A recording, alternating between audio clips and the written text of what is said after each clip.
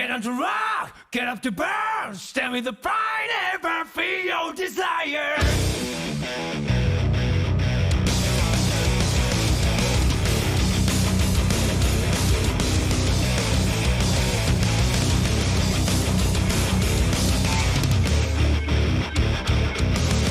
One day I noticed that my life was broken. It was not me who was controlling this body. Oh, I want to know what's really real to me. Before it vanishes like a wave. Get on the rock, get up the burn. Stand with the pride on me, the ways to make her. You must have heard it. Grasp the truth, hold it high. Right fist, that's what this made to start with. You haven't heard it, girl. Don't be afraid to listen to your own heart. Big fast sonic, that's my heartbeat in you.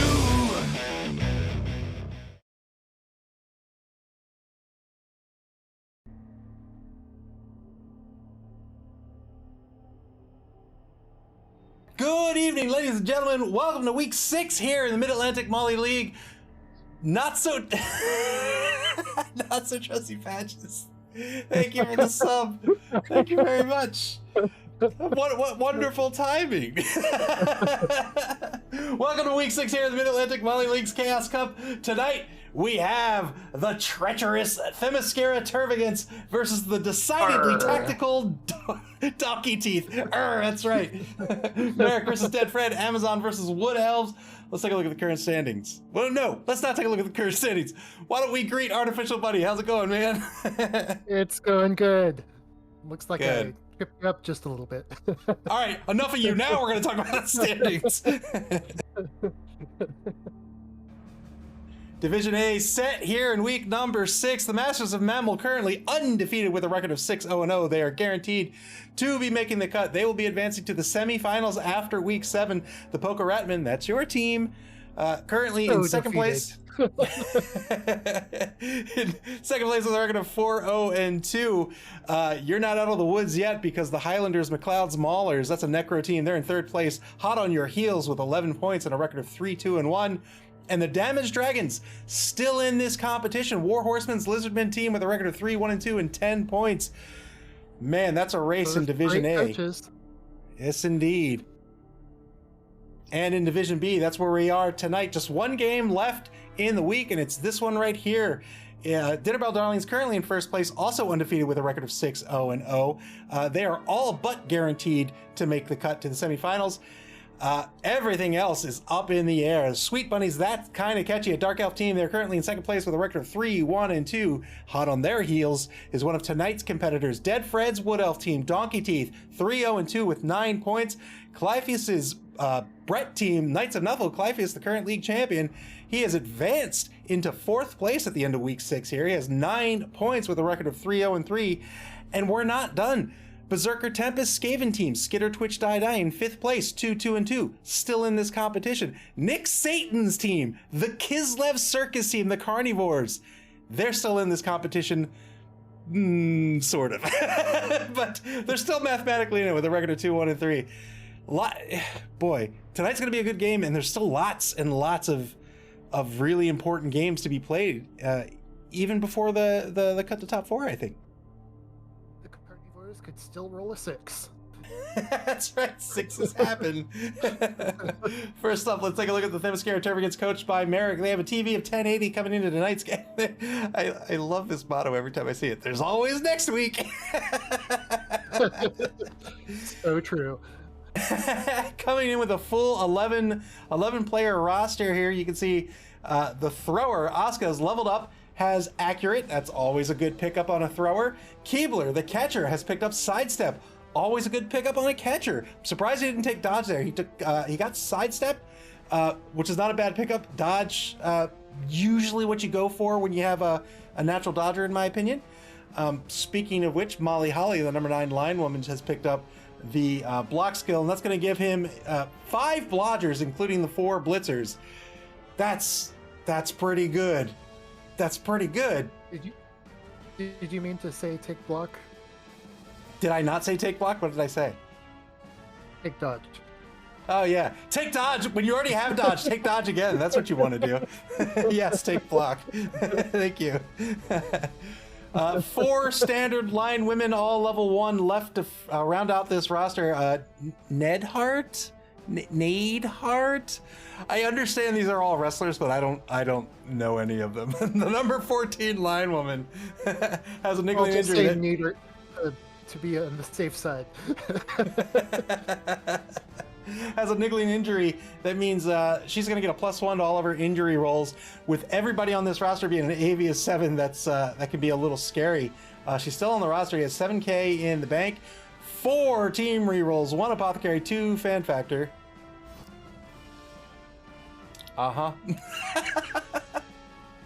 Thank you very much for the bits, SBP. Thanks for putting me in my place. The Tervagants are going to be up against Donkey Teeth tonight. They're coming in at a TV of 1190, and they're going to be down 2 players. They have a 12-man roster. They're going to be down 2 players. They need to pick up a journeyman lineman that'll bring their TV up to 1260, which means they are going to be giving up 180,000 gold in petty cash here tonight.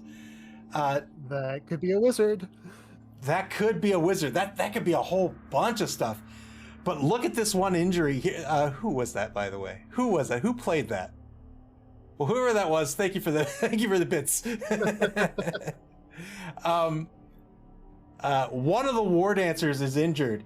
Jackmarius Tactheratrix, the number 2 war dancer, is out this game with a fractured arm. That's a huge loss for this team, right? He does have the 2 catchers. He has 2 war dancers. But boy, being out a war dancer on a Wood Elf team, that's rough. That's really rough. He does have Hingle McCringleberry. Huge. Yeah, he does have Hingle McCringleberry, the number 1 war dancer, who has picked up an extra strength characteristic. That is a huge pickup here. When you get that +1 stat on your strength, that's going to make it so much harder to block this player down, right? Hingle McCringleberry has block, has dodge, has strip ball, has strength 4, has leap. What a nightmare character. What an absolutely nightmare character. Do you think this means that if Merrick gets a knockdown on Hingle McCringleberry, that he's almost certainly gonna foul him? Oh, I know I would. Yeah, it's so tough to take that war dancer off the pitch, or take the war dancer down, that if they're not knocked off the pitch after if you don't break armor, or if they're stunned or something, man, you really just want to go for it, right? Like there's such a huge component to this team that if you get the opportunity to take one off the pitch, I think you take it. But we'll see what Merrick wants to do. Maybe he's afraid of getting called off the pitch. We'll see. It's a 1 in 6 chance. He does have the number 6 lineman. Stumptavian RoboClick has the wrestle skill. Always a good pickup on a fragile player, in my opinion. X-Wing at Aliciousness, the number 9 lineman, will be out this game with a gouged eye. Osmataz Buckshank, the number 8 lineman, has picked up the kick skill. I think kick is always is generally a good skill. I think it's an excellent skill on a team like this. This is going to allow him to put the ball exactly where he wants it to be. Does he want it to go deep and force his opponent to waste a lot of time moving forward, like on when he's up against a Dwarven team? Does he want to kick shallow and have an opportunity to just yank that ball away from his opponent? Kick's going to allow him options like that. He does have triple parakeet shoes, who is injured. They'll be playing tonight, but they're down a point of movement allowance. That's going to bring them down from a 7 to a 6. And the 2 catchers, of course, Grunky Peep has leveled up, picked up guard on the catcher. Can you believe it? And Quackadilly Blip, the number 12 catcher as well. These catchers have catch, have dodge, have sure feet. That's going to give them 3 GFIs a turn if they want. Catch, of course, is going to give them the reroll on the catch skill. And guard is a great... I think it's a great pickup on a catcher. You have the guard skill. That means that catcher's probably not taking too many blocks, right? Not at strength 2. But guard means he can absolutely lend that assist. So even if he's marked, which catchers tend to be if they're thrown down pitch, he can lend an assist. And I think that's a good pickup on the number 11 catcher. 3 TRRs, 1 apothecary, 3 fan factor. Boy, Artificial Bunny, what do you think of this team? What do you think of this roster as it is with his 2 injuries? Oh man, that War Dancer is like having a big guy on this team, and he could definitely put some work in. I kind of think that guard is a little bit of a weird thing to put on a catcher, but let's see if he makes it work. And I respect it. I like it. if McCringleberry goes down, oh man, I would be like going through several dodge tackle zones to like put the boot in on his head. And that might betray or that might tell us a little bit about what Merrick is going to pick up in inducements, right? Like, if that's his game plan, maybe he goes in on a couple of bribes. Definitely a possibility. All right, what about the Tervagants here? What do you think about their roster? Oh, I think they have got a great roster, and they're getting started getting blodge on enough of their players to really make a difference. Yeah, I think a weakness here on this roster, in my opinion, and don't listen to me, but I think a weakness in my opinion is he's got all of these SPPs wrapped up on Molly Holly, right? I think he wants to, and this is really tough to do, in Blood Bowl. Like, I think in my opinion, one of the hardest things in the game is spreading out that SPP, figuring out how to do that effectively. But I think he wants to pick up block on as many of these line women as possible ASAP. And you can see he's been relying on Molly Holly here. She's already up to 13 SPP. She's 3 SPP away from level 3, whereas these linemen down here have nothing, right? They have no SPP at all. So I think he really wants to try to start spreading that SPP around, get blocked. The more blodgers he has, the stronger he gets. Well, at least she doesn't have 31. That's true. But he does have 5 blodgers. I think one of the strengths of Amazon, obviously they all start with dodge, but it's really those 4 blitzers. The blitzers come with the block scale that gives them block and dodge. That makes them very, very resilient. And now he effectively has 5 of them. So tonight he's going to have to leverage that against this Wood Elf team, right? The Wood Elf, these are 2 very fragile teams. I think this Amazon team with all that block, they're going to have the I'm going to call it the bash advantage. I don't know if they necessarily want to play bashy, but they do want to take important marks, and they do want to take important blitzes. And I think this is going to be another one of those chess match games where the Wood Elf team, obviously on offense, they can score whenever they want. But if they're just throwing people down pitch willy-nilly, you can bet those 5 effective blitzers are going to go hunt them down and murder them. So Dead Fred's going to have a decision to make, like, how much does he threaten the passing game? Is that pulling pressure away from the cage so he can actually get the running game going? If it's not, what do you do? Do you score early to save your players? Maybe you go in, you take a couple of marks on an important player, or even just any player, right? Because everybody on the pitch tonight's AV7. So maybe you just take a couple of marks on a player, force the Tervagants to have to maybe re-roll a thing, or maybe they have to put a player in danger and they go down, and now the Wood Elf team has the player advantage. That's an option too. I really think this is all going to come down to player position and who takes the smarter blocks or the smarter blitzes. And I think I think the Tervagants have I was going to say the Tervagants have a slight edge there. Really, I think the Wood Elf team on paper is the better team, just off by their rosters. But I really think if by the skills, I'd say that the Tervagants have a slight advantage tonight, but we'll have to see how it shakes out. Yeah, the Tervagants are going to have to be very, very scared and very, very cautious of that Strength 4 War Dancer. I imagine he's going to be putting in a lot of work tonight. All right. We'll see if the coaches are in Discord. They are. And we'll head over to Cabal TV and try to get this game underway. Final game of Week 6 in the Chaos Cup.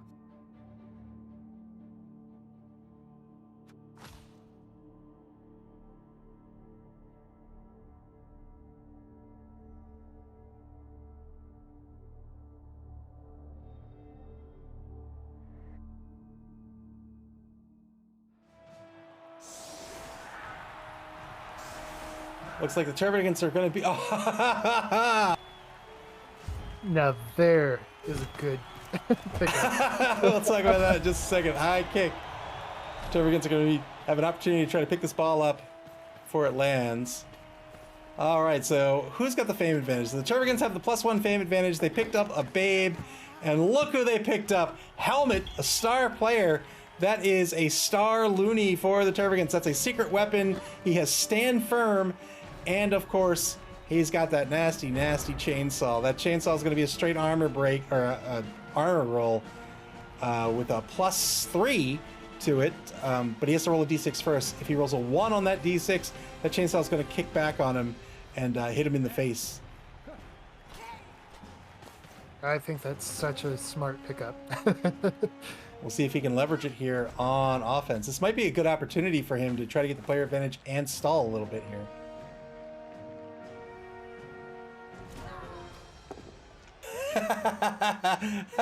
Doug the Minotaur. Doug the Minotaur says, "Gross, I threw up a little when you said all AV7. And Green says, "The Amazons are my favorite team because they're all wrestling themed. It makes me think Merrick and I would get along in real life." I suspect you would. I suspect you would. Leffy says, "Man, Chainsaw is an amazing pickup for a game where everyone is AV7. Yeah, it's scary. It's very scary." Only thing better could be like Snotlings or something like that. Or, I guess, and Doug the Minotaur, don't worry. Yeah, because Helmet's actually AV8, so it's not AV7 on the pitch tonight.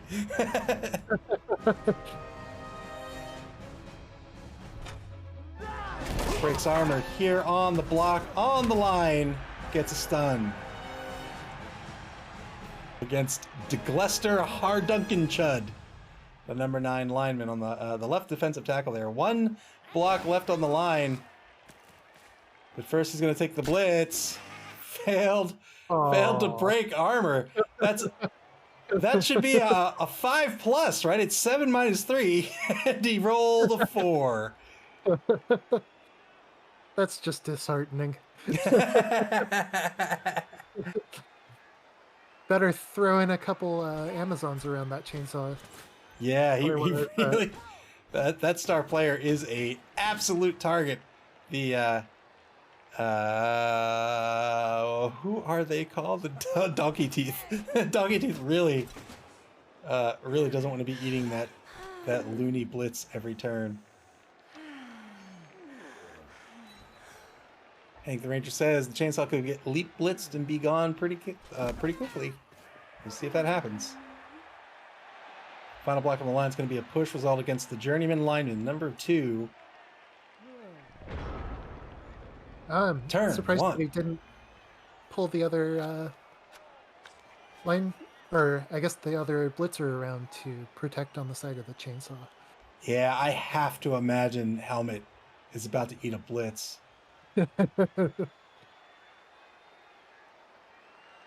Tervagants with 1 player in reserve. Thanks. Poor guy, we barely knew him.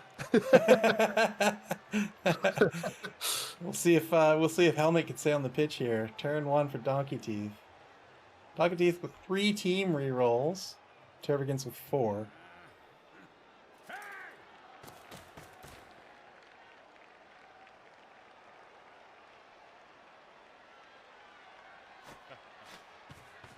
Here's that blitz. Here's that blitz. 2-die blitz. He's going to get the knockdown on Helmet. He's looking for a 9+.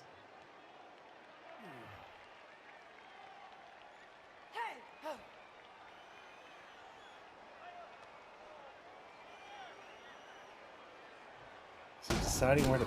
Oh, Stand Firm was being used. Got the KO on Helmet. And that is all she... Poor Helmet. We barely knew him.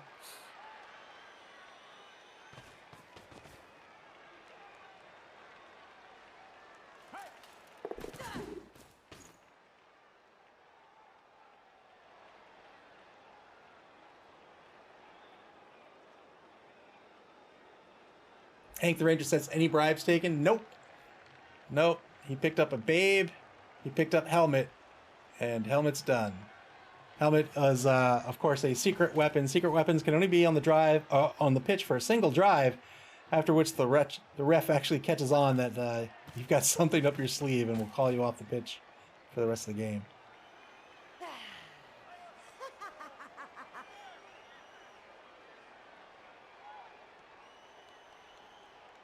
Donkey Teeth with half the team remaining here to activate. They get a good dodge by the journeyman lineman.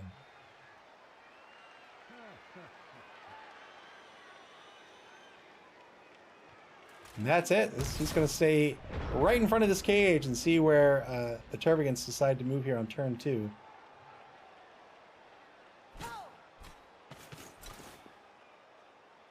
Take a mark on number 6, Octavian Roboclick. They can't really get the blitz on him.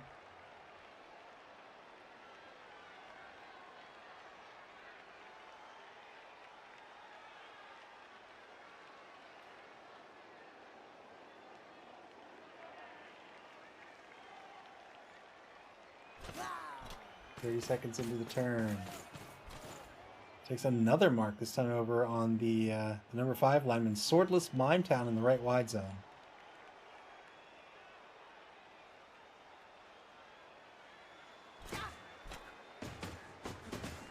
All right, here's the 2-die now. He had to dedicate 3 players to this. Gets the knockdown, looking for that 8+. It's nothing but 8+s for the rest of the game. Didn't get it. Follows up.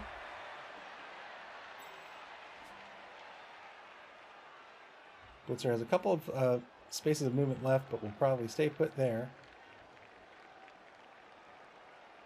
When you take a blitz action, it's basically a block and a movement all rolled into one. You can spend one of your movement points to block a player, and you can do that at any point during your movement. So if you have an MA of 7, you can move 6 spaces and block someone. You can also use your GFIs as well. So if you have an MA of 7, you could move 8 spaces and block someone for 2 GFIs.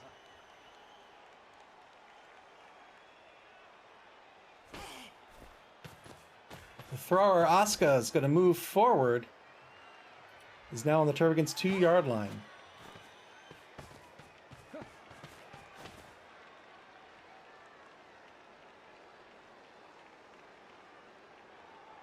Has to be very careful here. Can the War Dancer get in here? Let's see, 1, 2, 3, 4, 5, 6, 7, 8. Not quite. Really needs to be careful with the War Dancer leap blitz. That's a strip ball blitz.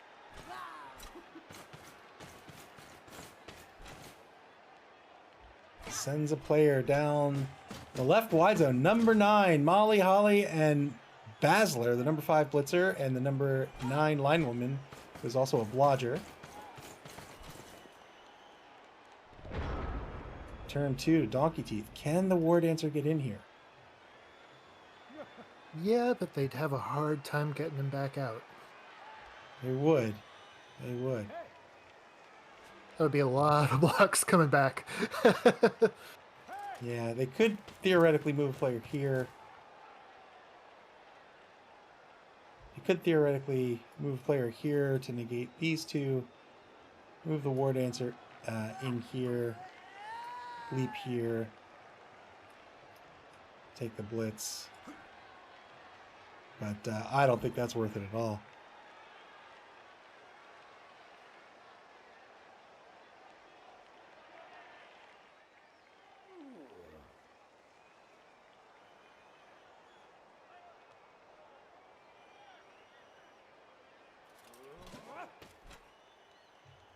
Stands up the number 6 lineman, Sumpavian Roboclick.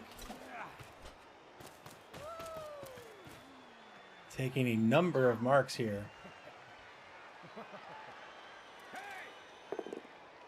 2-die block. It's a dodge push on China. She's going to have to move to the left side.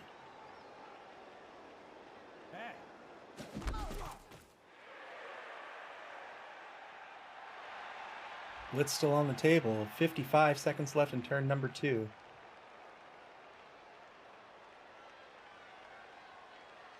I have to imagine. I'm surprised he took that block first. I have to imagine he's going to pull a few players back in front of this cage to defend, yeah? I would imagine so. Although maybe he's trying to force a quick score, so he's got plenty of time to score back.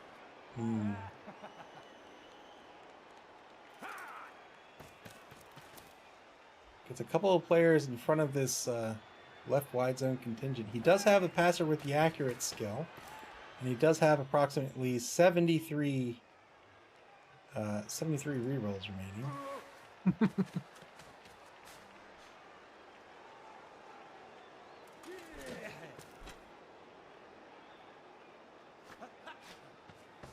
Blitz with the ward answer. 2-die blitz. It's going to get a dodge push out of this. So hard to take down these blitzers, just like that ward answer.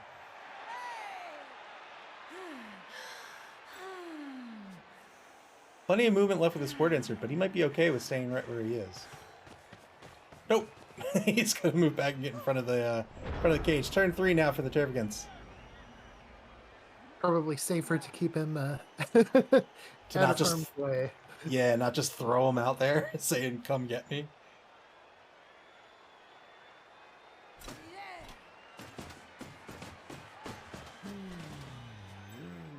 Phoenix, the number 8 blitzer, she's going to move down pitch. Looks like this ball's going to shift laterally back to the left side of the pitch.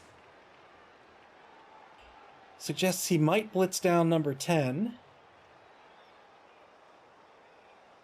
Number 10, triple parakeet shoes, lineman for donkey teeth.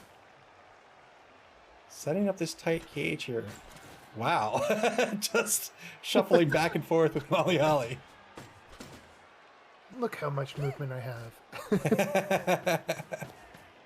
Hey, Curator says, like all war dancers, he's a coward. How can you say he's a coward? Look at that shuffle. That's the shuffle of a hero, of a champion.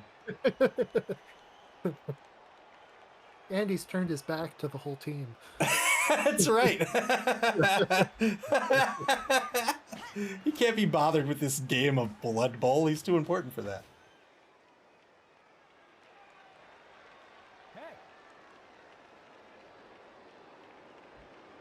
Tight cage here for the Tervagants. All blodgers on the corners of the cage.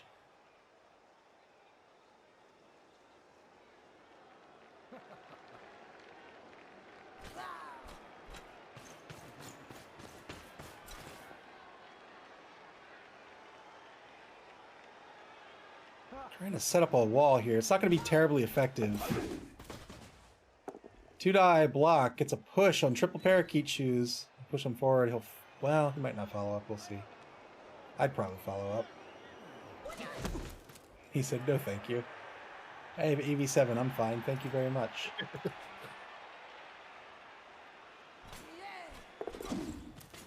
Good dodge by the number 11 lineman, Bailey, and that'll be it. Turn 3 to Donkey Teeth.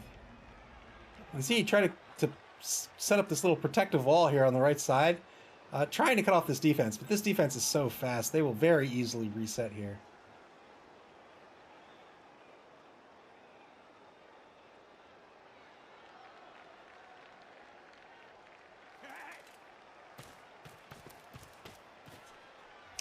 Going in. Looks like he's setting up for this this strip ball blitz. What do you think? Yeah, does seem a little greedy, but you know, he's got the ability to do it. He does. I think if I was Donkey Teeth, I'd play a little more cautious. I mean, granted, I'm also not in third place in my division, but I'd play a little more cautiously. I'd probably be setting up column defense here, and just letting the Amazons try to get through me, and then that'll allow me to get my ward answer wherever I need him to get, and just pow, pow, pow, pow, pow every turn.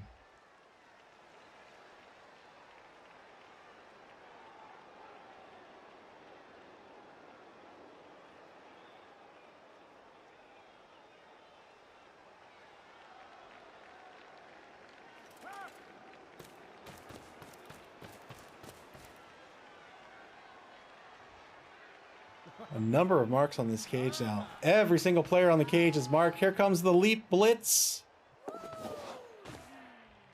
Here it is. 2-die leap blitz. He's going to get the knockdown on Asuka. No, he's not. That's a dodge push. But the ball is going to strip out of the hands of the thrower and out of the cage. Well,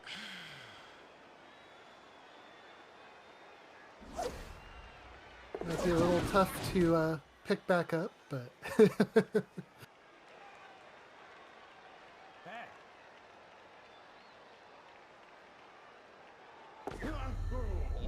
Oh, man, I have the replay running. Yeah. Rerolled it. GFI'd with the word answer, failed the GFI, spent a reroll on it, and succeeded.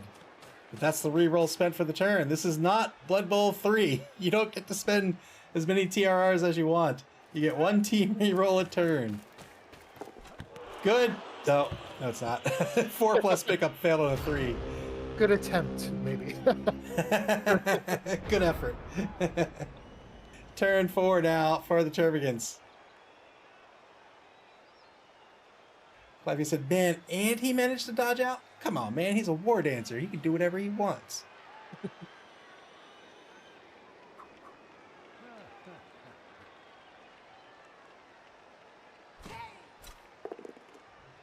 Two-die block against poor triple parakeet shoes. Gonna get knocked down. Surprised it wasn't a kill. Just dies from intimidation.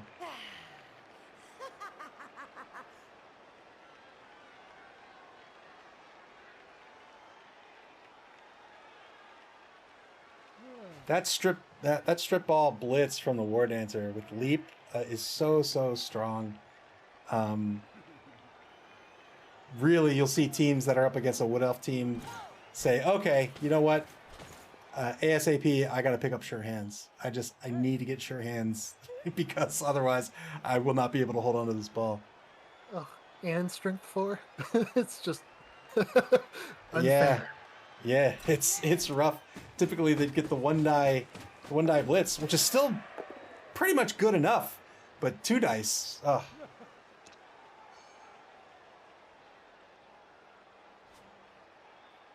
Cliffy says he needs to mark those 2 upper right elves by the ball. Oh, they're currently marked. He's gonna get a chain push here. He took the block, took the blitz on Grunky Peep. Let's see if he stays on the pitch. Odd choice. Maybe he was just trying to get rid of that guard. Yeah, perhaps so. Only got to push out of the block. Trying again here. This time gets the PAL.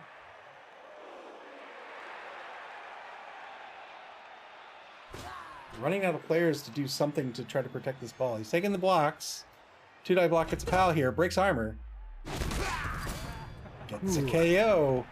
Great KO. Indeed. JR's junior. Will be taken off the pitch. It's now 10v10.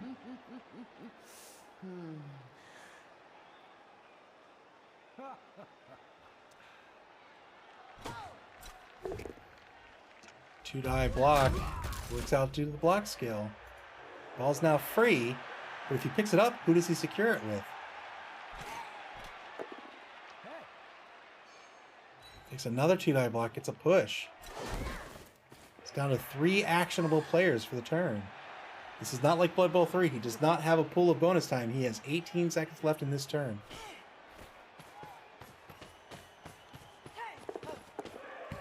-1 on the pickup worked out. Well done. But not moving that thrower. He's not afraid of that journeyman. He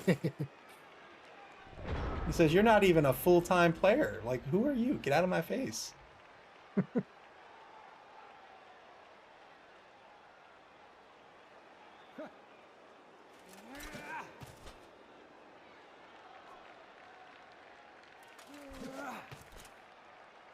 Donkey Teeth standing up their prone players. Standing up is effectively a free action. Whenever you hear me talk about a free action, that means an action where no dice have to be rolled. So you tend to want to take those first. And then you'll take more and more risky actions as the turn goes on. That way you can guarantee you can activate as many players as possible before a unfortunate turnover.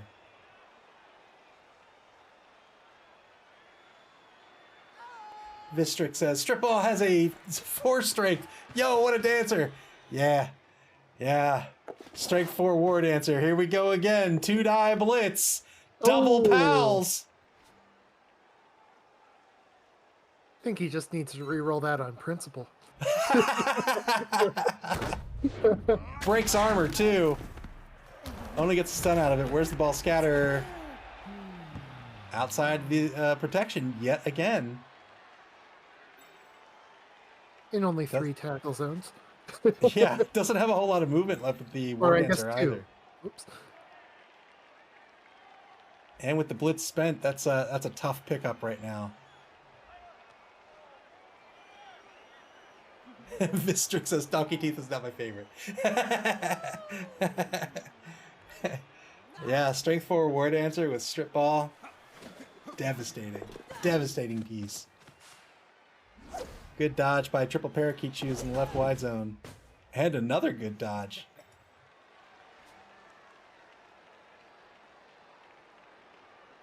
AG4 in Blood Bowl 2 means that a dodge into no tackle zones is a 2+. Good pickup here. That's a 50-50 pick. Yeah, you got a 6 on that. 50-50 pickup by DeGlester Hardunkenchud, the number 9 lineman.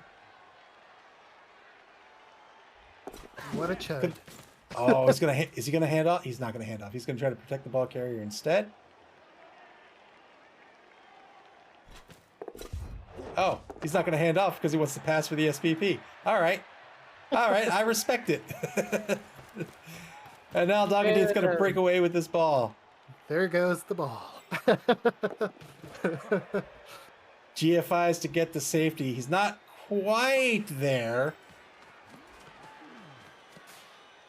But I think that'll do it.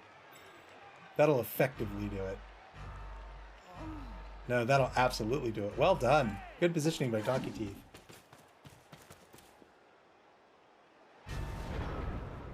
Turn 5 now for the Tervagants. They were on offense. They've lost the ball twice.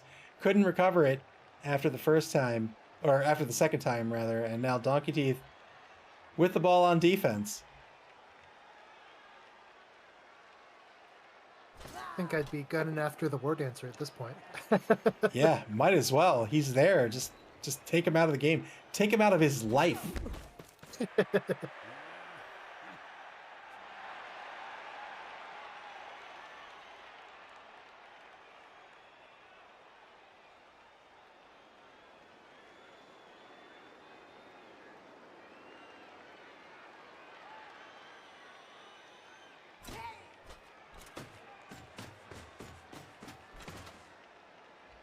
Players to take marks and get as many 2-die blocks as he can. Takes one on Xmas, Jackson, Flaxen, Waxen, and gets a knockdown.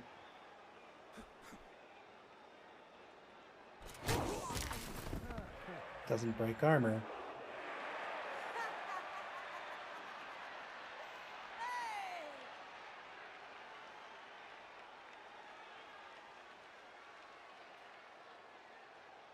Probably takes a block on the journey. Yeah, probably takes block on the journeyman next. Oh, he didn't take it on the journeyman. He took it on number 8. He's going to break armor.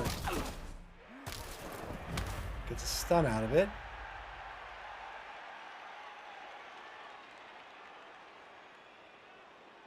And get one more assist for the 2-die on the War Dancer. Yep, that'll do it. 2-die blitz.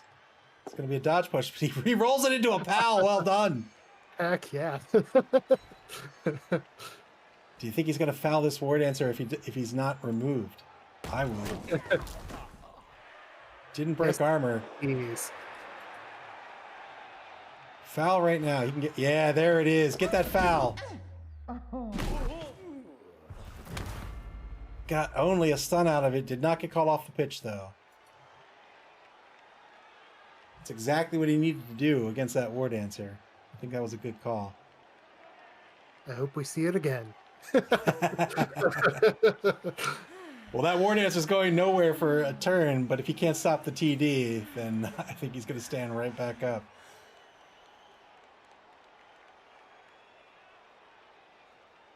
I don't think anybody's left to actually get the ball carrier at this point.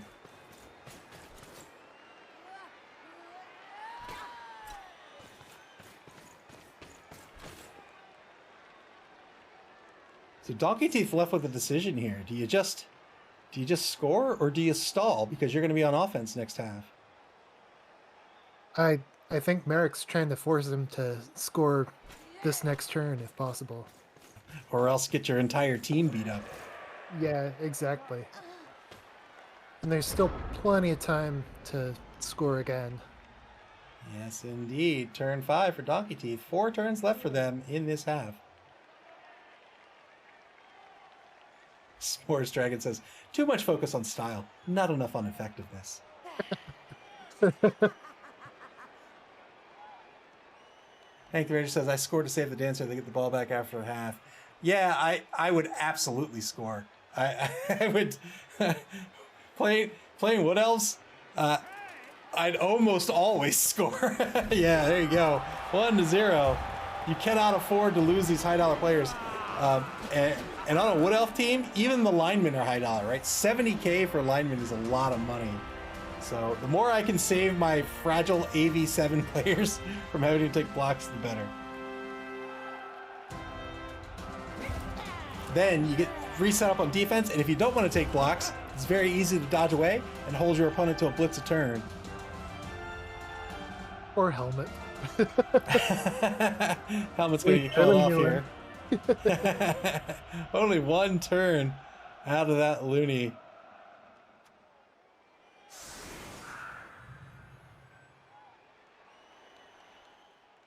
El Nugarino says, with the right die rolls, Donkey Teeth could score a second time before the half. Yeah, absolutely.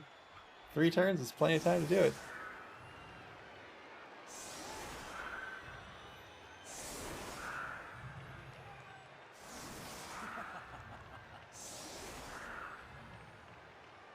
Donkey Teeth setting up with an anchor formation against this Amazon team.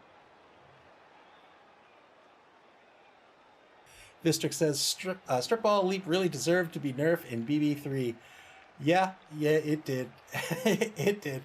I played Wood Elves last season, and as fun as it is to do, it absolutely needed to be nerfed. That and my other big bugbear was Mighty Blow, Piling On, and Claw. Yeah. And even though they nerfed the leap, the Wood Elves are still a great team. Absolutely. Yeah, absolutely. Just a little more of a fair team. I would say a lot more. Granted, I don't have a lot of experience in BB 2020, but I mean, even just splitting out the passing stat is huge, right? Here's the kick. Tervagants do not have a kicker, but Donkey Teeth do have a kicker. They're kicking. Oh boy. This is another thing that's changed in BB 2020. So he's going to get to activate every single player on his team that is not currently marked. In BB 2020, you activate 3 plus a D3. Not so here. Poor Merrick. At least it was a deep kick for that. Yeah. Aldi Bruno says, go, go, go, flood the pitch with elves. Elves as far as the eye can see.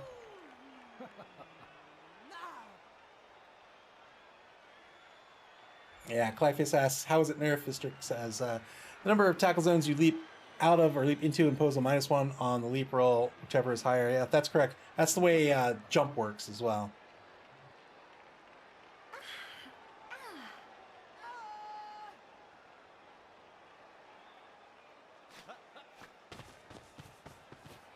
Two-die blitz with the War Dancer. He's going to get a dodge push on the number 13 line woman. She's the right tackle. She's going to get pushed back. War Dancer still has plenty of movement, but no hole to move down.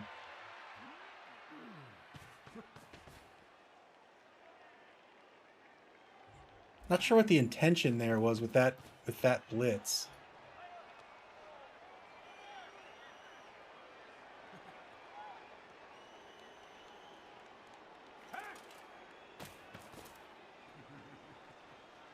Donkey Teeth now setting up their line. They have a 5-man line currently.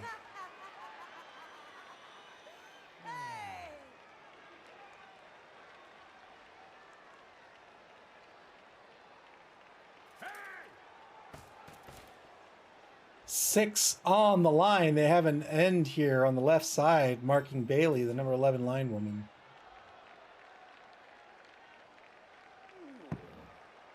Deep kick all the way down to the opponent's 22-yard line. Turn 6 for the Tervagants. They have 3 turns to try to get on the board here.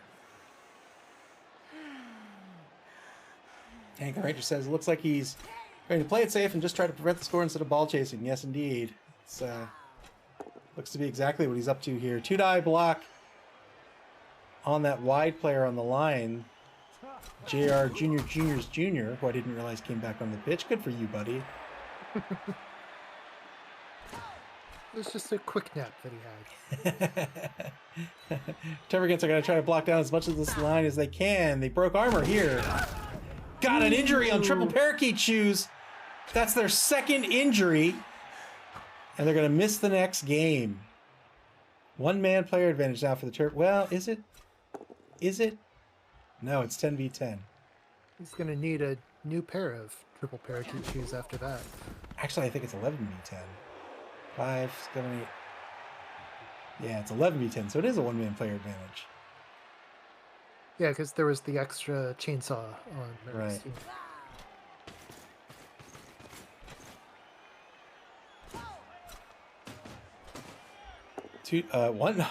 One die blitz against Xmas Jackson Flax and Wax and works out due to the block skill. If you get a 1-die block and you have the block skill and your opponent doesn't, that's not too bad, really. 2-die block is going to get the knockdown on the Journeyman. Right into the pile of elves. Right into the old pile of elves.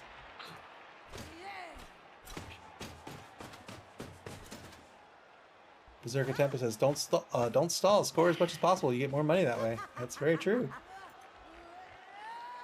Well, not in this version. True. Unless you want to... You get more currency that way. You get more SPP that way.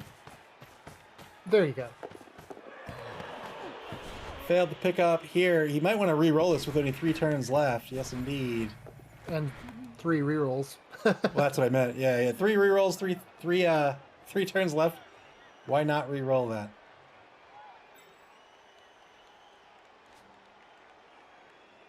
Oh, is he thinking about GFI? Don't do it. You know GFI's failed 900% of the time. All right. He's final player all the way up the line. Every single one of the Tervagants is on the line, save for 2 receivers, 1 catcher, 1 blitzer, and Oscar the thrower. I'm pretty sure that's too far away. Let's see. 3, 4, 3. Yeah. Oscar can't throw to either of the receivers. Oh, she could throw to someone closer and have them hand off. Sure. On the next turn, she could also just move. She could move and throw.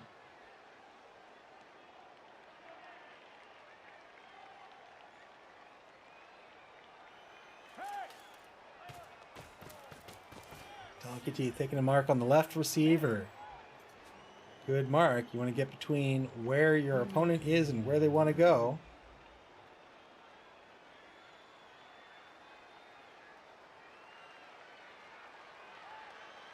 Oh man, these turns, these off turns, when you're just waiting for your wood elf opponent to play, you're just like, all right, where's that War Dancer blitz coming from? Who's he blitzing? Doesn't take the mark on the catcher. Stays 1 space in front of the catcher in the right wide zone.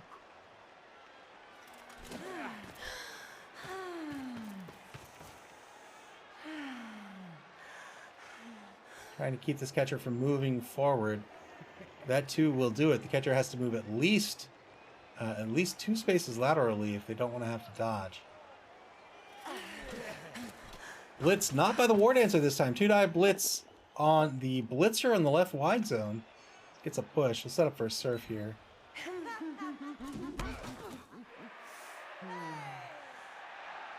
"28 seconds left in turn number 6.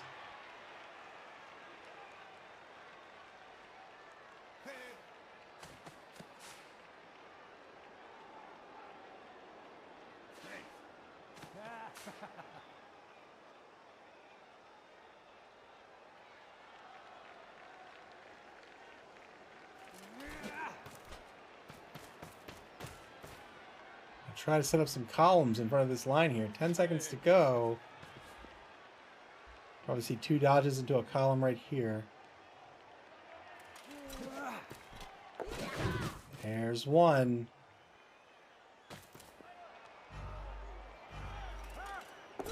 And there's the other one. Just in time. Just in time. Turn 7 now for the Tervagants. Benefit of these columns here is that these players are exerting all these tackle zones, right? I really wish the camera wouldn't move on its own. And because of that, nobody can dodge through freely. They'd have penalties applied to their dodge. Oh, got the PAL on JR Jr. But more importantly, what this means is even if they blitz down this player, these tackle zones are still in play. So a blitz can't open up a hole.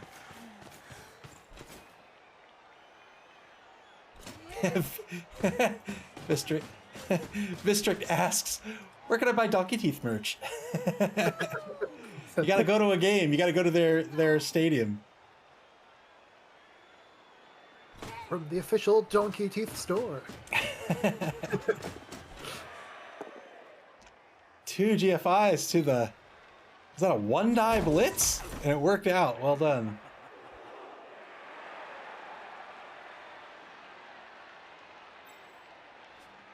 He needs to end this turn in scoring position.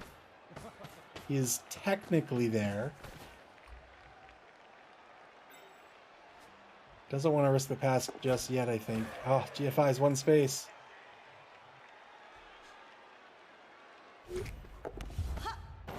He is going to pass. Good pass. Failed the catch. He's going to have to... was that to a catcher? Yes. So can't re-roll that. He can re-roll this. Holy moly. None of these people can catch. That's going to be a turnover. I don't know if he needed to risk that pass there. I think he could have done it next turn. But I tell you what, I might go after Asuka here. Well, he needs to get the ball secure.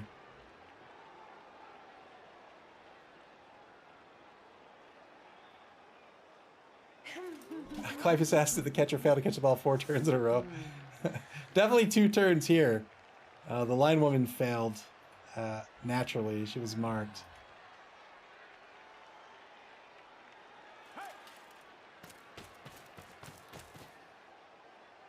Clivus says, does Merrick have anyone in scoring position at all? Yeah, I'm pretty sure everybody on the 10-yard line down is in scoring position. So that's 1, 2, 3, 4, 5, 6, 1, 2. Yep. So 1, 2, 3. He has 3 players in scoring position, but you can see Donkey Teeth trying to shut that down right quick.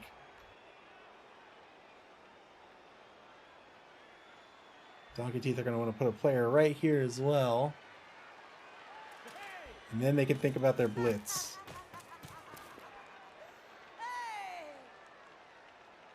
That'll do it. That'll do it.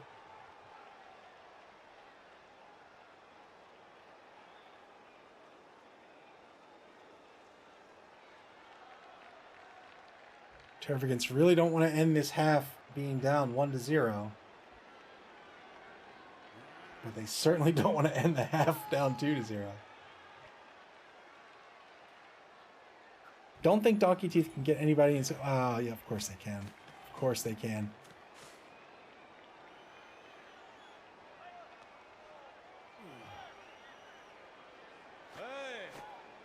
Here's the blitz. So they're not gonna mess around with the ball. 2-die blitz to get the knockdown on the catcher.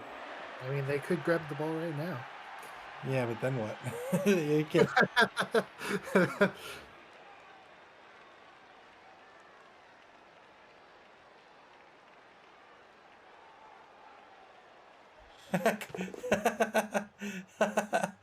You did pick up the ball with the War Dancer. He's going to try to keep the ball in the hands of the War Dancer. Strike 4 War Dancer. Not a bad idea. Clivus says, Merrick really needs to win this game. It would be so bad for me if he doesn't. No, I mean bad for him. It would be bad for him.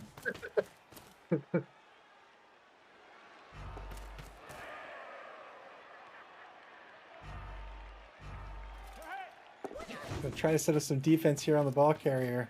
That'll be the turn. Turn 8. But no, he says, never mind. I'll GFI back to the War Dancer.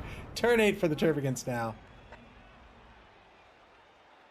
They can technically score, but boy, would it be a feat. That's pretty big ask at this point. Stranger things have happened, though. Stranger things. I have seen a tree intercept a ball. I've seen a lizard I've seen a Saurus dodge. I've seen a Khemri pass. I've seen a Khemri team pick the ball up off the ground. Miracles happen.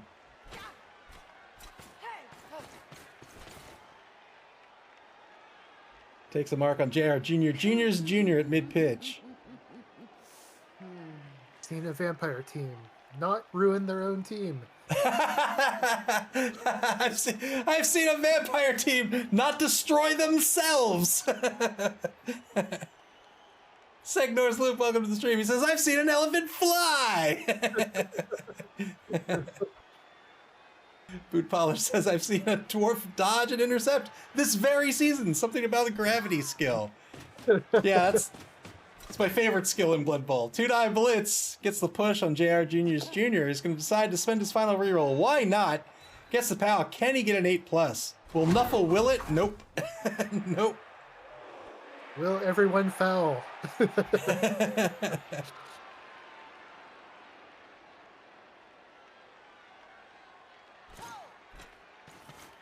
Spent the blitz trying to get the knockdown. There's really no reasonable way he was going to get that ball out of the hands of the War Dancer.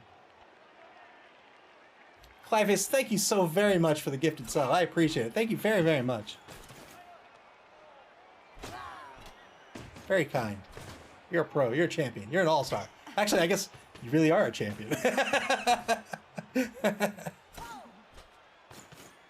Oh, he's going for the foul here. He's got 100 assists on the foul. Got the He's going to get called off for this, though. So we'll see if he decides this is a good trade. I didn't see what the injury was. Neither did I. We'll have to see it at the... see if we can see it here. Maybe just badly hurt? Badly hurt. JR Jr.'s Jr. was badly hurt. I don't know if that's a good trade, really. We both lost a player.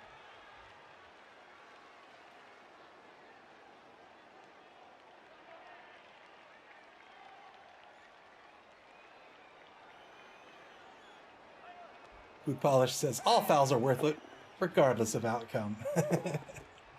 2-die Blocks re-rolls it to get the PAL on China, the number 7 blitzer. He's going to set up for the surf here.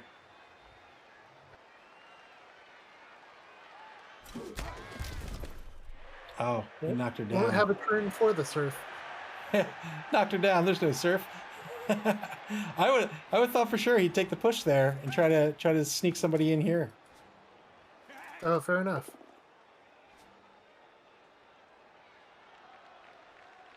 Two-die block. Looks like he's going to get a push here.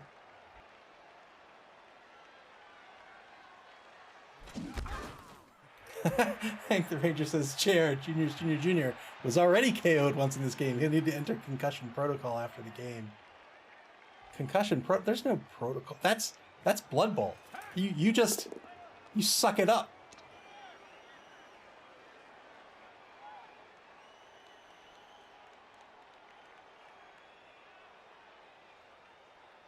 Concussion. What? I think he's just making up words here. Concussion. What is that?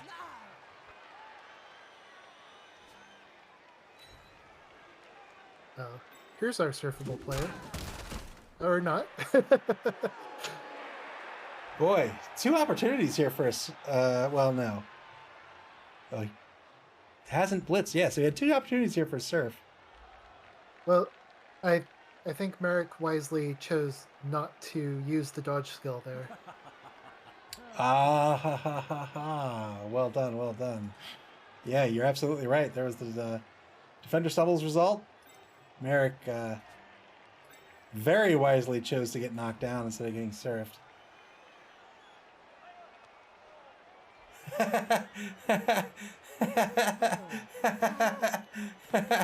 Ignores Loop says, rub some dirt on it and get back in the game. Clive says the protocol is you get right back into the game and you ignore the ghost telling you not to not pass to your teammates. Here's the blitz. 3-die blitz is going to get a pal here. Wow, he even this was a more clever surf. Bravo, kudos, sir. And gets an injury. Holy moly. Wow. 2 removals in a single activation.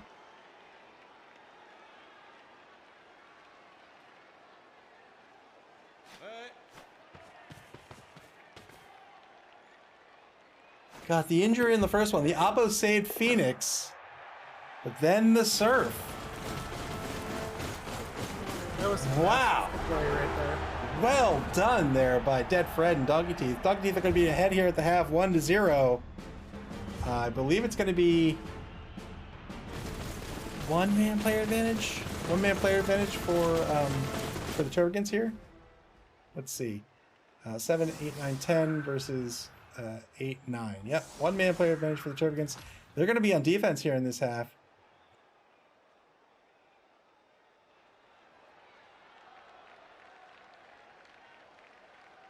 El Nubarino says that clip needs to make the highlight reel. I've got a list of notes. In fact, I'm going to put the notes right now. I absolutely agree.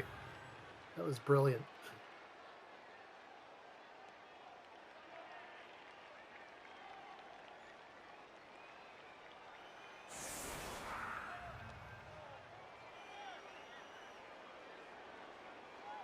Tervagants setting up in an anchor defense here. 3 players on the line versus this 4-man offset offensive line by Donkey Teeth. They have that strength 4 War Dancer on the line because nobody else can match the strength of that War Dancer. So it looks like we're 9 versus 10. Yeah, it's 10v9 in favor of the Tervagants right now. Let's see if the War Dancer stays on the line or not. I imagine probably not. You probably want him to be mobile and put him where you want. Yeah, just a little. I mean, he could stay on the line. He can take the 2-die. He'd be fine. Famous last words.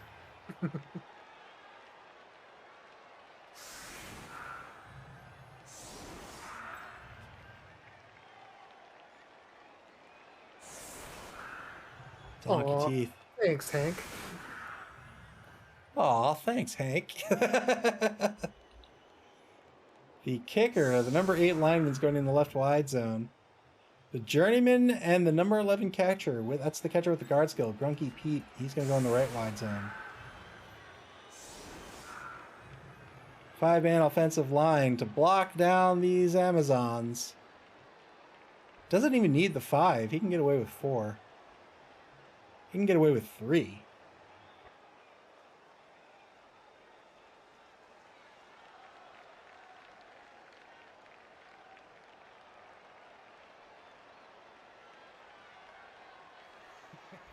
Clive says, come on, Blitz. It would be only fair.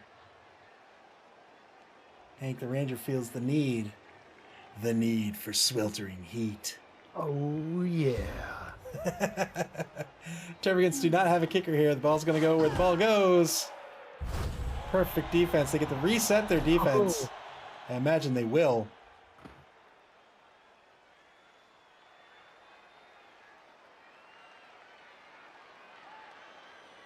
Not quite as good as Snow, but I'll take it. He says, get away from me, War Dancer. I want nothing to do with you. Pretty deep kick here for the Tervagants. I don't know if that's a good or a bad thing, honestly. They are down a touchdown. Probably a bad thing.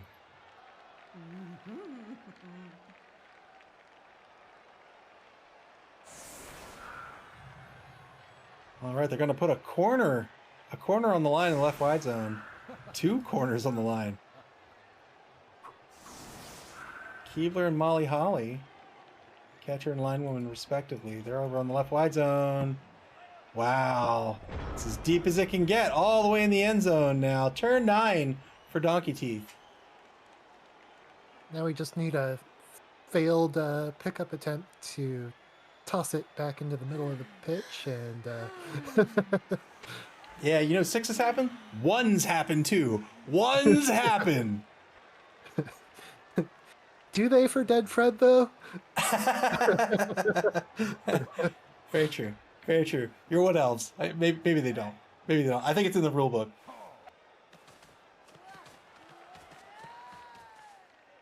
Gets back some protection on the ball. Quackadilly Blip, number 12 catcher. Oh, I'm sorry. Hank the Ranger rightly corrected me. Ones only happen on GFIs, and then they always happen. Oh, and leaps.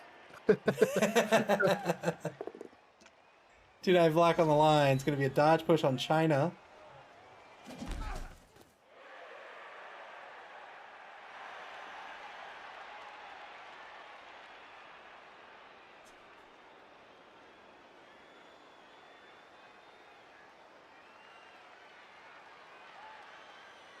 Dodge push is going to prevent this this remaining block here on the line unless he spends. All right, unless he spends a player on it.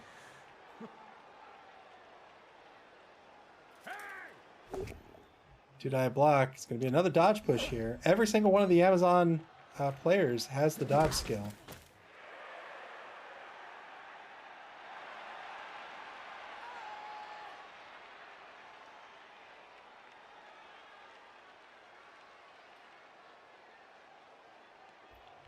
Has no real way to get at Phoenix. Blitz is still on the table.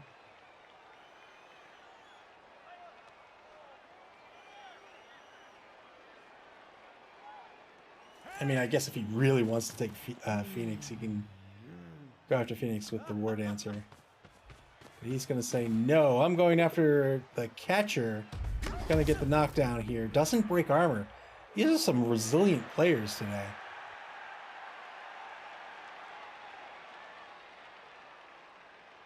I say after there's been 2 injuries.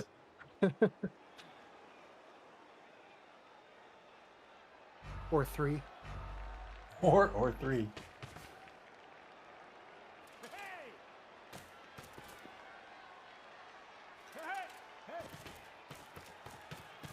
Going for the ball pickup here. This will be a 2+. Works out.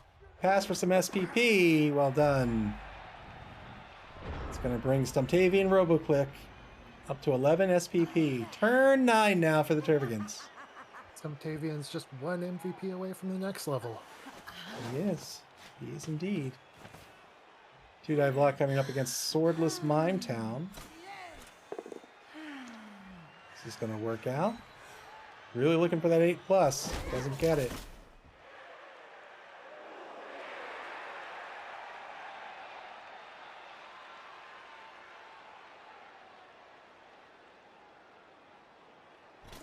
Probably not going to take any more blocks. He'll set up for a blitz.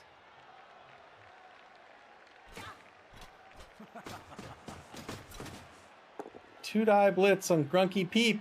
It's going to be a dodge push. Spends a reroll. Oh, greedy, greedy. Yeah, you can't take down Grunky. Although I guess when you have 4 rerolls in the line, gotta use them sometime. When you have 4 rerolls, you gotta use one on turn 1, right? You gotta.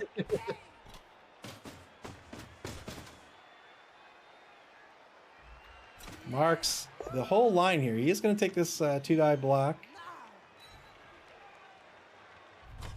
Breaks armor this time. Gets a stun. Hank the Ranger, that's right. You can't stop Grunky Pete. You cannot even contain him. S'mores Dragon says, I'm really curious to see how people spend their rerolls in BB3. In my experience, it's one of 2 ways. Either all in one turn, or more like the normal LRB 6 way. I guess I shouldn't call that normal. BB 2020 has been out for a while now. It can make for some really fascinating turns, though. It sure can. Hank the Ranger says, I'm using them all in turn 1, baby. Let's go.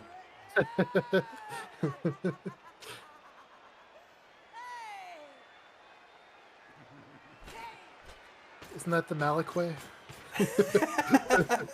Use the ball, turn 1.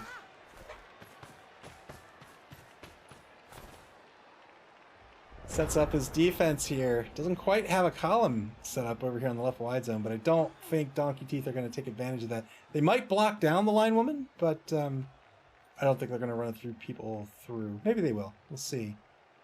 Turn 10 for Donkey Teeth.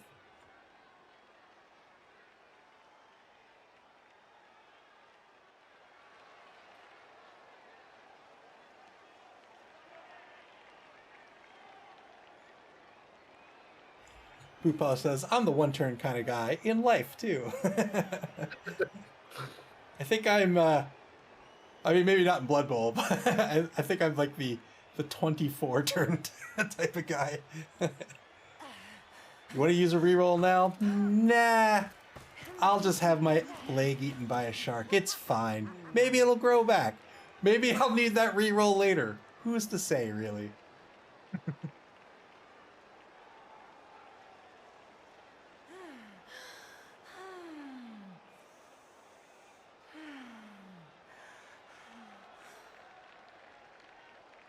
Looks like he's going to cage up around the 10-yard line. Indeed.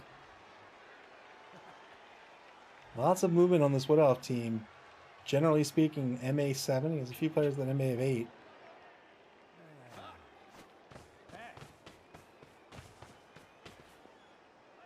Wood Elves, one of the best races in this version of the rules, in my opinion. What would be your top 3? I would say my top 3. I think the top 3 races in this version of the rule set would probably be lizards, undead, maybe wood elves. What do you think? Oh, I'd say wood elves, dark elves, Skaven. Skaven's really good. Skaven's really good. I was afraid you were going to go all elves for a second there. That would have been apocryphal. Dark elves also an excellent team. I was going to say top 5. Right up there also. Yeah, I was going to say top 5 at first, but I was like, no, that's too easy. Let's do top 3. Sagnor's Loop says speed rules. It does. I mean, Skaven's a very, very solid race. Turn 10 for the Tervagants now.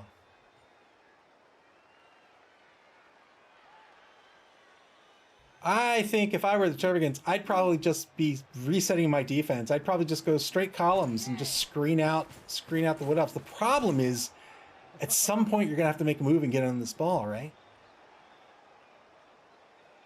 Well, looks like he'll make the move right now. He's going to mark the front 2 quarters of the cage. I wonder if the Tervagants realize they don't have a leap blitzer.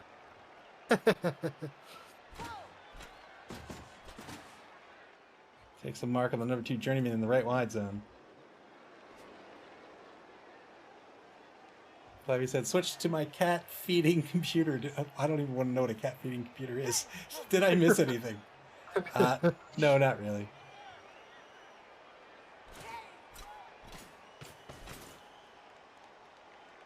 Taking a mark on number 5. This mark must mean he's going to blitz here, because I don't know what good this mark is otherwise. All right. Okay. I guess he just doesn't want to move him to the left. My cat wishes that I had a cat feeding computer. All I imagine is like a bat cave, but for like a cat and its food.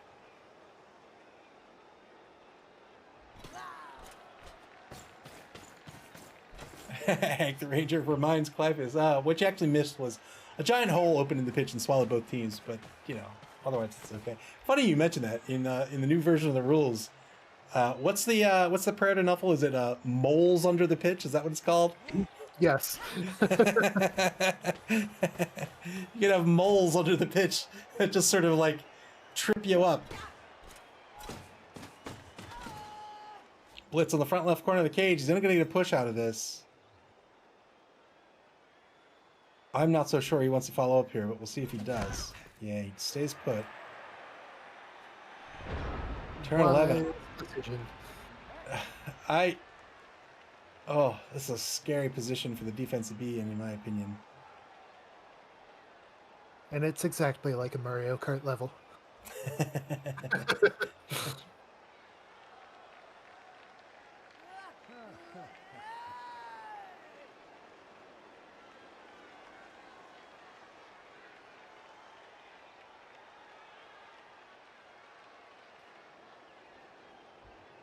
Over 30 seconds here for the Donkey Teeth. No action yet. He's trying to figure out which direction he wants to go, what blitz he wants to take, what order he wants to take his actions in. I'd say he's pretty safe, I think, to go down the left wide zone. I'm sorry, the right wide zone if he wants to, but maybe he thinks differently. Looks like he's going to go to the left instead. 2-die blitz. He's going to get a both standing result or a push. If he wants to take the follow-up 2-die, he might re-roll this. He says, no, I'm good. I'll take the push. Has a space of movement left with the War Dancer.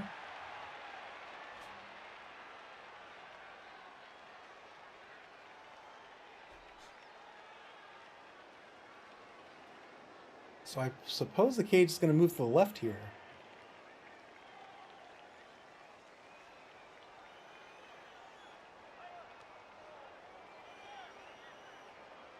Elven teams, in my opinion, if they're threatening the passing game, they don't really need to do like a traditional cage. They just need to give themselves a pocket for the thrower to be in, just long enough to threaten that pass, and then you can react to what the defense is doing. If the defense is pulling players off the line to and moving them into the secondary to protect or to guard the receivers, then you can advance your running game. If they're not doing that, then you find an opening, you find a hole, hopefully one that's free from a possible interception attempt, and you just chuck the ball down pitch. You have AG4, your opponent, your receiver has AG4. If it's a catcher, he has the catch skill. He's going to cage up on his own 10-yard line. He shifts laterally to the left side of the pitch now. Good dodge. Remember, these AG4 dodges are 2+ when they're positive dodges. 2-die block in the right wide zone. He's going to get a push. Doesn't follow up there. I think he knew that Merrick would probably be okay with the 1-die coming back. He wouldn't dedicate another player to it. Turn 11 now for the Tervagants. 3 rerolls apiece. Really, Dead Fred doesn't even need to score in this half, just keep the ball away. Indeed, it's a very good point. Yeah, he's in the lead. He just needs to keep the ball out of the hands of the Tervagants. If you were the Tervagants right now, what would you be doing? Crying?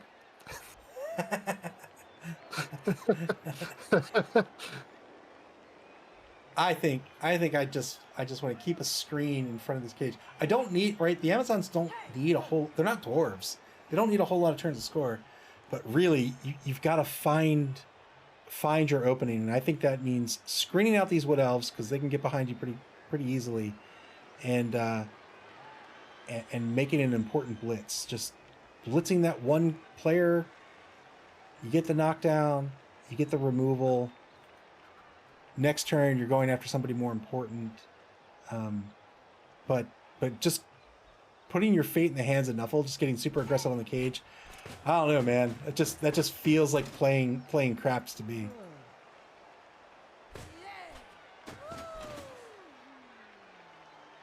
Really, I'd probably be fouling every turn, but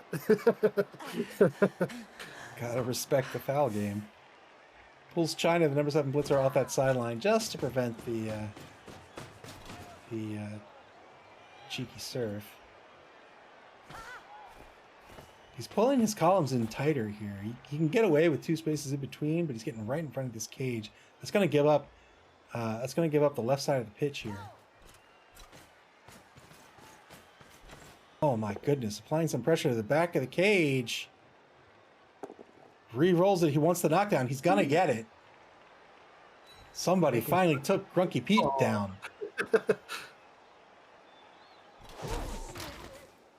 Ball's up. He takes a mark on this ball carrier.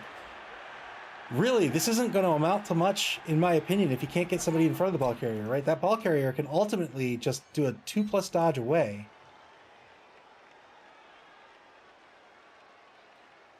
Still another die that's got to be rolled. It's very true. Hank the Ranger says, I think you need to start marking some players and hope there's a failed dodge or double skull. Got a KO here against Swordless Mime Town. Right in the Swordless Mime Town. Those would be what I'd be looking for. It's like, all right, cool. Now I can start moving forward, and now my next turn I can get a blitz on a key player there. But that is another option, right? You can play it to try to force your opponent to burn through his rerolls. Kicking him right in the grunky peeps. I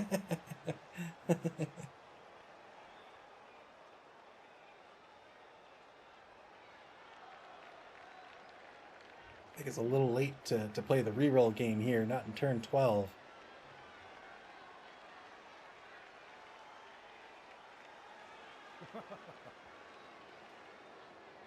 S'mores Dragon wants the Swordless Mime Town biography on Netflix. Why did he leave Mime Town? I'm very interested to know why he left Mime Town. 2-die blitz on Asuka. He's gonna get a dodge push out of this. Now he's just gonna get a normal push. Going for greed. Yeah, indeed. But this ball's gonna shoot behind this defense. This is what I was afraid of. But it doesn't really mean committing wide zone then. Yeah, indeed. It doesn't mean that the Absalon team's out. And he might not even be moving down the sideline. I imagine he will be. But he could just be threatening this pass. I don't think he's really in a safe position. Yeah, I don't think he's in a safe position to say where he's at. Gonna move the ball carrier next. 2+ dodge. Well, he'll move number 9 next. Then he'll move the ball carrier.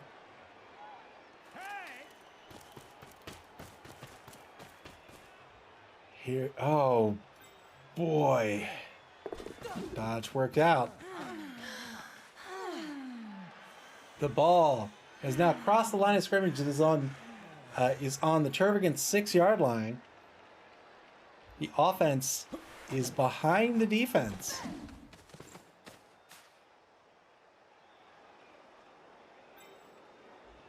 This is, again, this is why I would screen out the pitch. Because now the Tervagants are going to have a real tough time getting in front of this cage.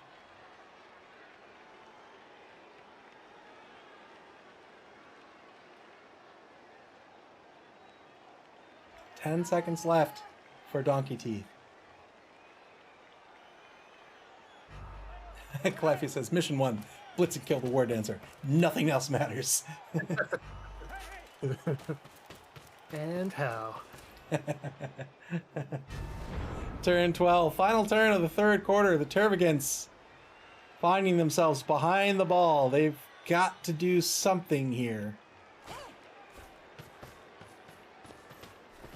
Oh boy, they're going to mark the front of this cage. If they can't convert on this, then Asuka's just going to eat some dice. Delicious, delicious dice. And nutritious.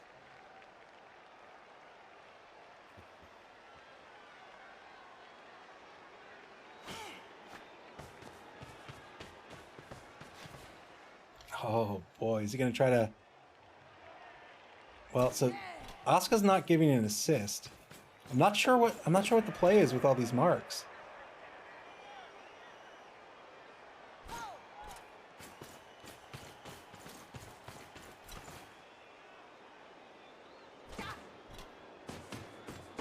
Blitz, he is going to blitz the War Dancer. 2-die blitz on the War Dancer, and he gets a push. I imagine he's going to re-roll this. Yeah. Gets the pal! There we go. Didn't break armor. Phoenix now marking the ball carrier.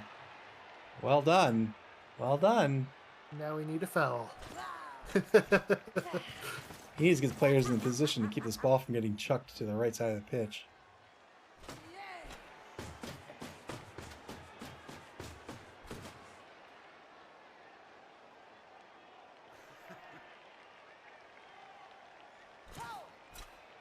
Gutsy play there. He had to dedicate so many players to that blitz. Didn't work out on the first reroll, or on the first roll. Spent the reroll and it worked out. Got a stun out of this. Does not get called off the pitch. It's a pretty good stun, I must say.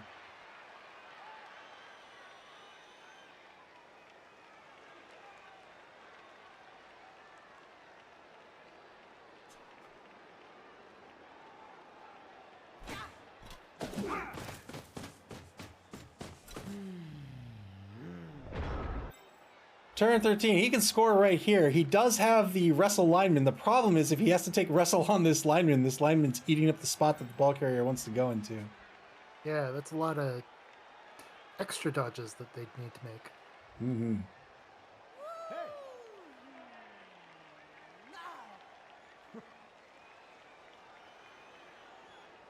All things considered, I'm gonna have to give Merrick props here for getting this defense back into position.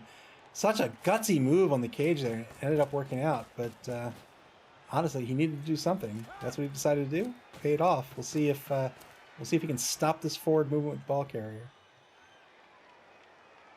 Not getting called off for the foul was pretty crucial. Mm-hmm.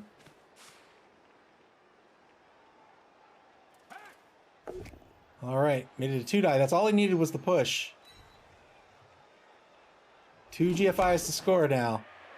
First has to get through a dodge. It's a 2+ dodge. It's 3 2+ rolls. That's 1. That's 2. That's 3. 2-0. Donkey Teeth increase their lead. Well done. Well done.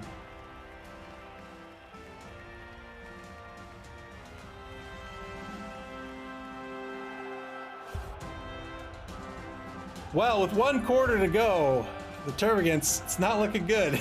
It's not looking good. They could still get on the board, though. They could. The Tervagants are going to have another crack at offense here. The Doggy Teeth are down to 8 players. So 2-man player advantage for the Tervagants currently. Another crack at that AV7.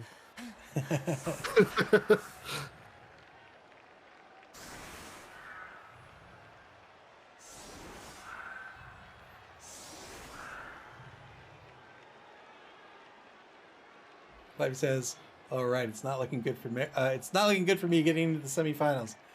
I mean, if Donkey Teeth wins, you're still in it. You just need to win by a really wide margin. You could win by 5, right?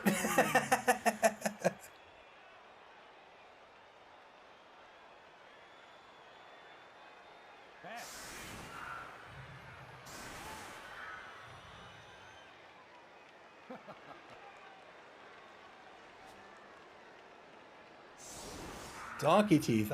They could have put 3 players on the line here and 5 players in this little T formation. 5 linebackers. All right. just huddling up for protection from the cold. He's still got the apothecary. What's he worried about?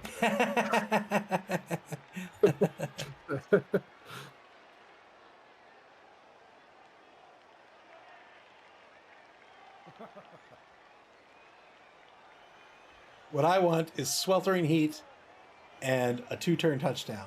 That's what I want. How about a pitch invasion? All right, I'll take that. I'll take a pitch invasion.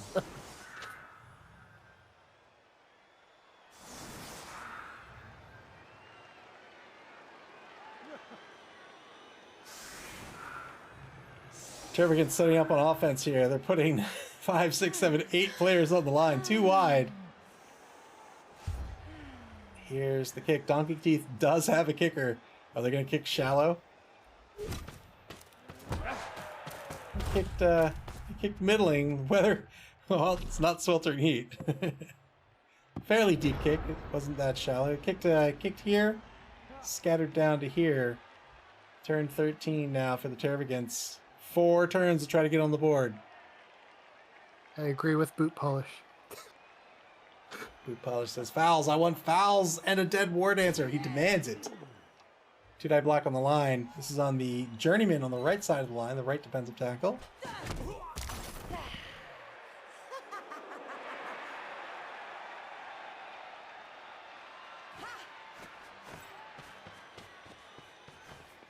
Moves the catcher down pitch. Moves a blitzer down pitch.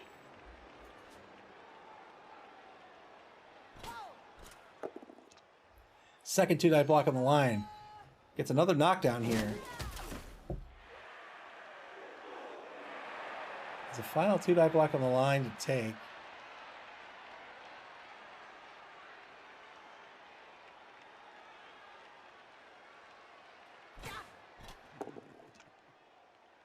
Gets the POW on Stumtavian Roboclick. Line's been blocked down. Blitz has not been taken. He's going to keep that line marked.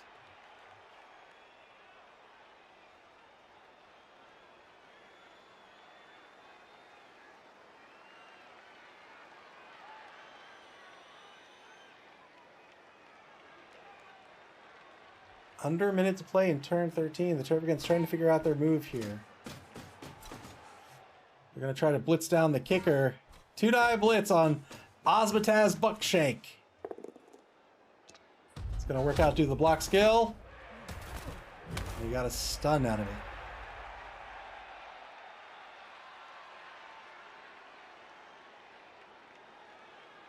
All things considered, I think that wasn't a bad target. 2 GFIs to pick the ball up. Failed to pick up here. Probably doesn't want to spend the reroll on it. Oh. Yeah, it's tough without it. Yeah. I'd probably let it drop. Yeah, me too. He's thinking about it. Yeah, he lets it drop, lets it go. I think that's a good call. Needs to keep that reroll for when he can convert that into a touchdown. Turn 14 for Donkey Teeth now.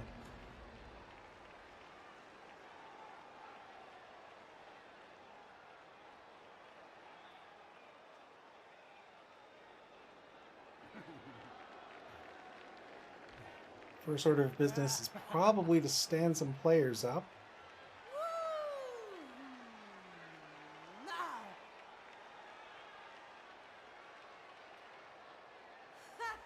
Hank the Ranger graciously lowered the GFI failure rate from 900% to 99%. Glyphius, thank you for the bits.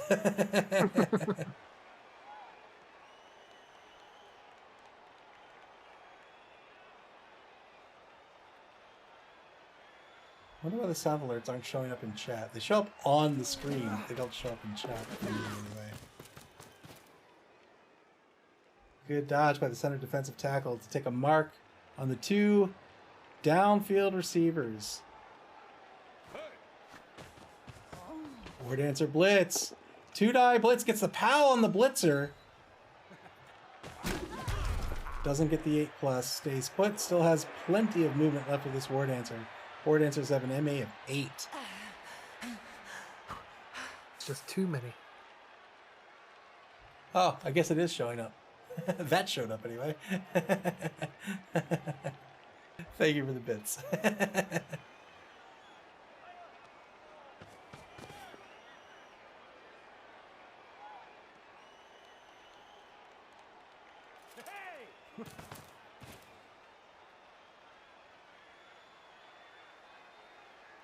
Donkey Teeth trying to shut out the Tervagants here.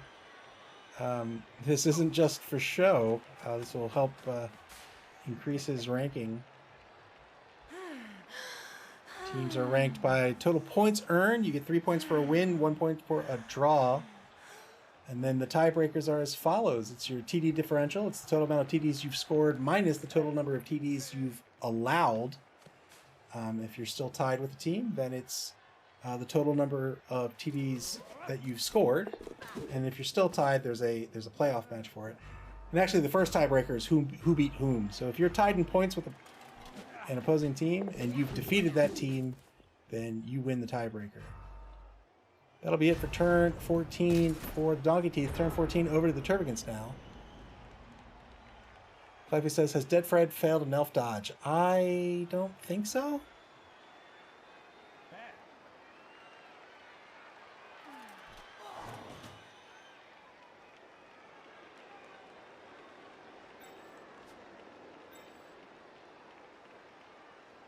One, two, 1, 2.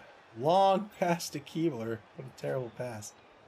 He can do a long pass to Keebler. I don't think he'd want to do that. Probably a handoff pass, maybe? He doesn't have to score this turn either.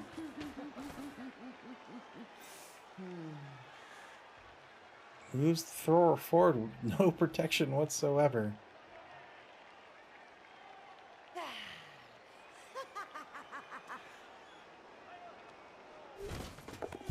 Going for the pass. Good pass. Gets the pass off to China. One more SPP for Asuka. China now. Well, he is going to go for the handoff. Well, you can't hand off when you can't do a GFI. Spent the reroll on the GFI. Here's the handoff. Good catch. He's got 2 dodges to make. Oh, no, he doesn't. 1, 2, 3, 4, 5, 6. He has 2 GFIs to make.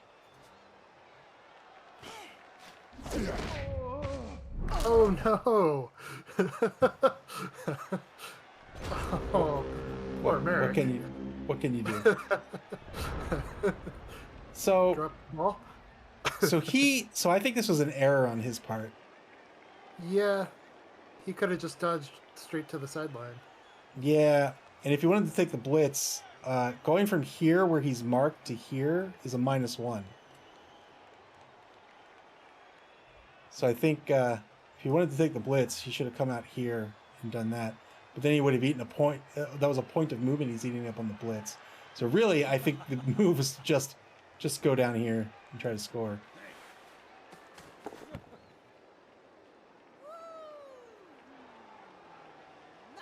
S'mores Dragon says, I was about to ask, are GFIs safer than dodges? El Negrino says, you would think so, but GFIs fail 900% of the time.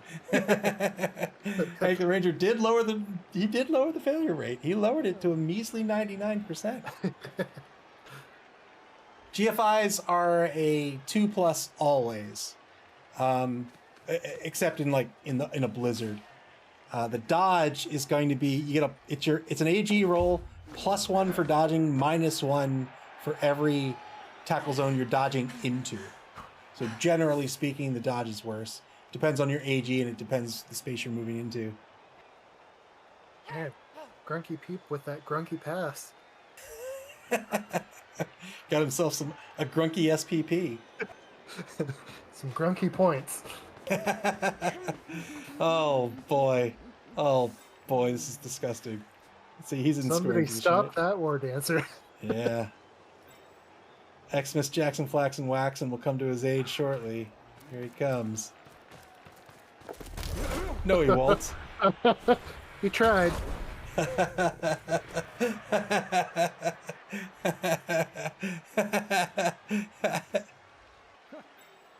Who's next? Who's next? You got a positive dodge by DeGlester Hardunkenchud.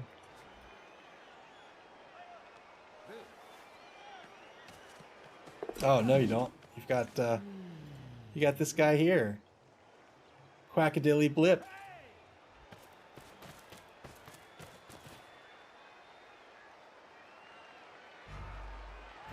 Probably wants to move number 6 over here somewhere. And he has 2 seconds left though. Fails a dodge. It's going to be the end of the turn. Ooh. DeGlester got KO'd. He's running out of players. Turn 15 now. Turn 15 for the Tervagants. They've got a lot of space to try to get in front of this War Dancer. But remember, the War Dancer has leap. So if you want to stop this War Dancer from moving, you can't just get in front of him. You need to get a bunch of players in front of him, and they need to be staggered in such a way that this War Dancer can't leap away from the dodges.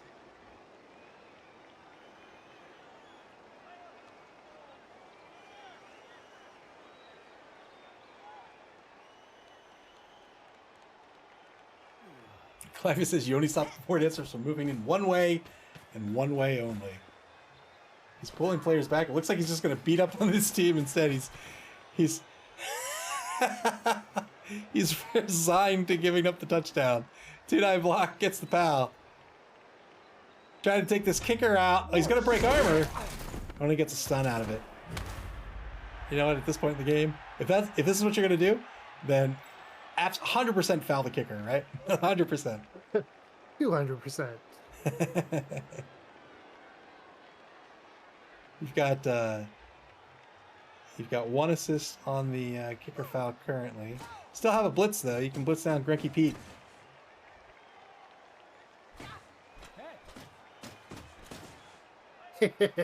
I see a convenient little pocket for them to for Grunky. Grunky Pete.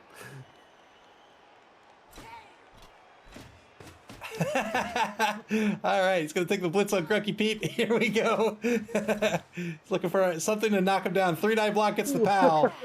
It's gonna be up to Grunky Blitz. It's gonna be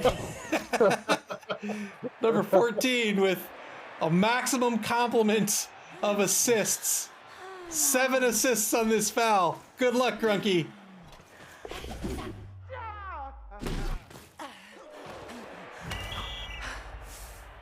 Oh, and just a stun. Man, you can't take Grunky Peep out.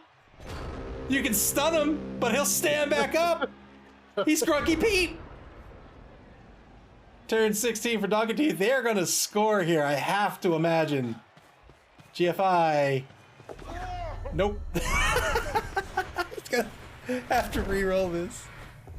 Oh my goodness. Injury. Oh, wait. You can't stop Grunky Peep, but you can stop a war. That's the one way you stop a war dancer, with a GFI.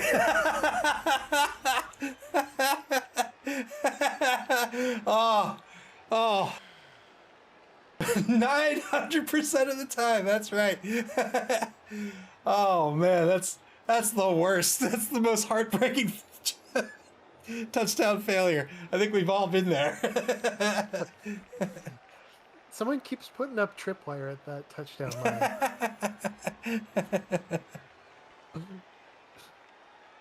Final turn. I mean, the Tervagants just need to foul Grunky Peep, right?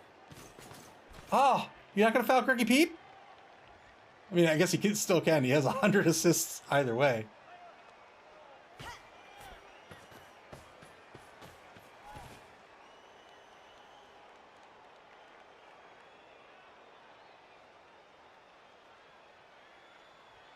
This mark here is not lending an assist. 2-die block against Quackadilly Blip.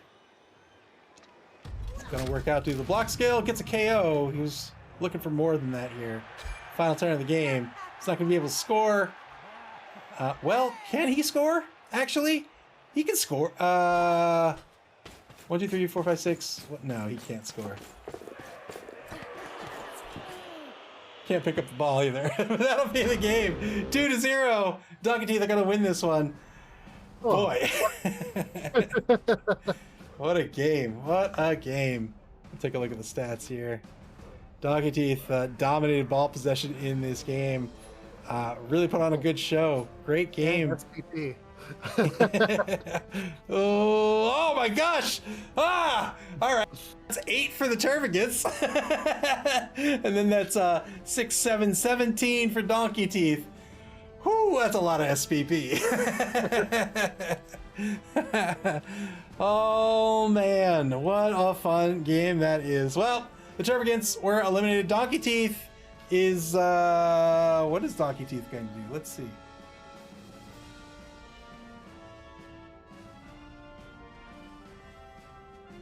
Donkey Teeth is going to move into second place with 12 points. That's going to eliminate Skitter Twitch Die Die and the Carnivores. Doesn't eliminate the Knights of Nuffle, nor does it eliminate That's Kind of Catchy. So week 7 is still in play for those 4 teams. The Knights of Nuffle are going to have a real hard time making the cut, but they can still do it. Well done by Dead Fred. But he is not out of the woods either. He still absolutely still has to contend with That's Kind of Catchy. And week 7 is going to be a lot of fun, I think. Who are you playing on week 7? Cetrus Skellies. Cetra, Skelly, Skaven versus lots of strength. Should be exciting. Oh, that'll be a good one to watch. Yeah, this is going to do it for Week 6. Week 7 is the final game of regular play in the Chaos Cup. Week 7 will start tomorrow for the coaches to begin scheduling. And when those games get scheduled, you'll be able to check it out and get alerted to the schedules on our website at maml.club. That's MAML.CLUB. You can, what can you do? You can check out the schedule on Twitch. That's what you can do. Or on our social media pages on Twitter, Mastodon, and Facebook. You can listen to our podcast, Mammal Talk, and watch previous games on our YouTube channel. Play Blood Bowl. Where else can you be a team of Amazons and beat up on poor old Grunky Pete?